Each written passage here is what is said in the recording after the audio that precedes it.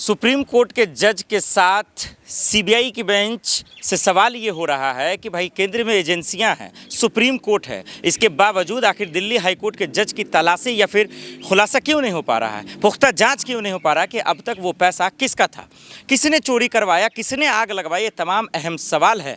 और आखिर जज साहब प्रेस कॉन्फ्रेंस क्यों नहीं कर पा रहे हैं।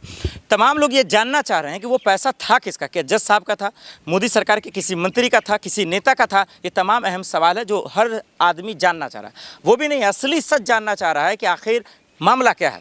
चतुर्वेदी जी मेरे साथ मौजूद हैं, बाखूबी बताएंगे सर आखिर वो पैसा किसका था। अब तो बेंच भी आ गया, जज साहब आ गए उनके घर पर चेक करने के लिए, 3 जज आ गए, क्या अब पता चलेगा?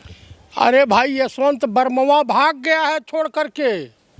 ये कह रहा है कि जो मोबाइल में कॉल डिटेल निकाली गई है ये कह रहा मेरा ही नहीं, फर्जी है। आखिर तुम बताओ कि इतना नोटों का पहाड़ तुम्हारे स्टोर रूम में कैसे मिला? भाई तुम वकील थे, भ्रष्ट थे ही।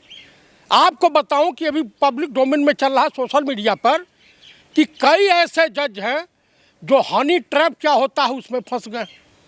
यानी मोदी सरकार किसी न किसी रूप में, आपको याद होगा वो अभी जज थे चीफ जस्टिस जिन्होंने राम मंदिर पे फैसला दिया था, रंजन गोगोई जी, इनके साथ एक महिला से कुछ बलात्कार का आरोप लगा था, यौन शोषण का आरोप।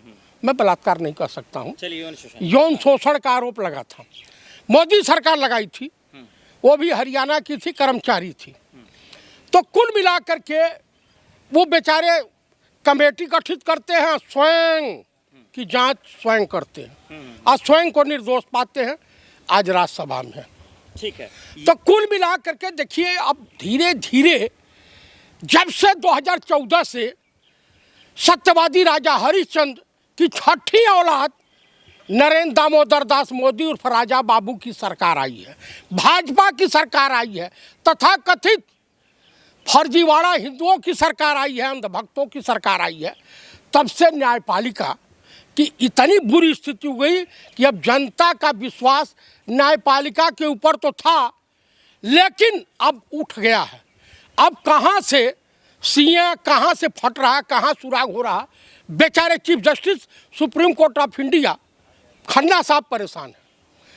कुल मिलाकर के देश को कैसे विश्वास दिलाएंगे?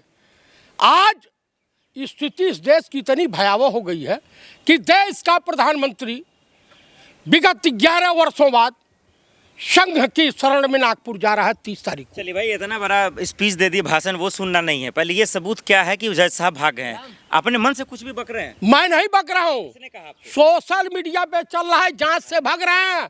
अरे पहले अगर मान लीजिए आम पब्लिक के पास 15 लाख रुपया ब्लैक मनी पकड़ी जाती है, तुरंत तू जेल जाता है, ये बात ठीक, विदाउट बेल जेल। और ये काहे इनको कौन बचा रहा, काहे अभी तक एफआईआर नहीं हुई? इसमें 2 एफआईआर बनता है, एक तो ब्लैक मनी मिलने और दूसरा इंडियन करेंसी की जलाने को। नहीं ठीक है, मैं उस पर सहमत हूँ, वो सवाल आपका लाजमी है, गुस्सा जायज है, लेकिन भागने का क्या कोई अखबार ने छापा, किसी मीडिया चैनल ने चलाया? आप कैसे कह सकते हैं कि जज साहब भाग गए? सोशल क्यों भागेंगे वो? सोशल मीडिया में जांच से ही अपना पल्ला छुड़ा रहे हैं। उन्होंने बयान तो दिया ये मेरा लेना देना नहीं पैसे से। अच्छा पैसे उनके घर में मिल रहा है, पैसा तो ऊपर जो है आसमान से टपका जा रहा है, बोल रहे हैं सीधा सीधा। तो नाम बता, मैं कौन फंसा रहा है कि भारत सरकार फंसा रही है? पब्लिक में चर्चा ये है, ये तो जांच का विषय है ना। अरे भाई कौन जांच करेगा? 3 ठो जज जांच करेंगे, सीबीआई, ईडी, इनकम टैक्स। जज साहब तो पहुंचे ना जांच करने के लिए। जज साहब जो है जांच एजेंसी बने हैं। आप बताइए, दिल्ली पुलिस कमिश्नर, आप मुझे बताइए, जब वीडियो एकदम पूरा जारी हुआ है, chief justice supreme court of India ये भ्रष्ट है और 90 ही नहीं 99% जज भ्रष्ट हैं, बेतुके इनके बयान आते हैं। जज के पास इतना पैसा आएगा कहाँ से? भैया घूस लिए होंगे किसी केस में, कोई बड़ा मामला क्लियर नहीं हुआ, आप कह रहे हैं घूस ले लिए वो। तो अब आखिर क्या कहा जाए? इनके वहाँ कौन पैसा रखवाएगा? आरोप लगने के आधार पर ही सब सारी कहानियां कर दें, मीडिया ट्रायल में आप उनको पहले दोषी ठहरा देंगे। Media trial? आप बताइए, हेमंत सोरेन जेल चले गए थे, ईडी के एफआईआर पर गए थे कि नहीं? एक संवैधानिक पद पर थे, मुख्यमंत्री थे। मुख्यमंत्री रहते हुए ये क्या बोलते हैं, केजरीवाल जेल चले गए थे, तमाम मंत्री जेल गए थे। आज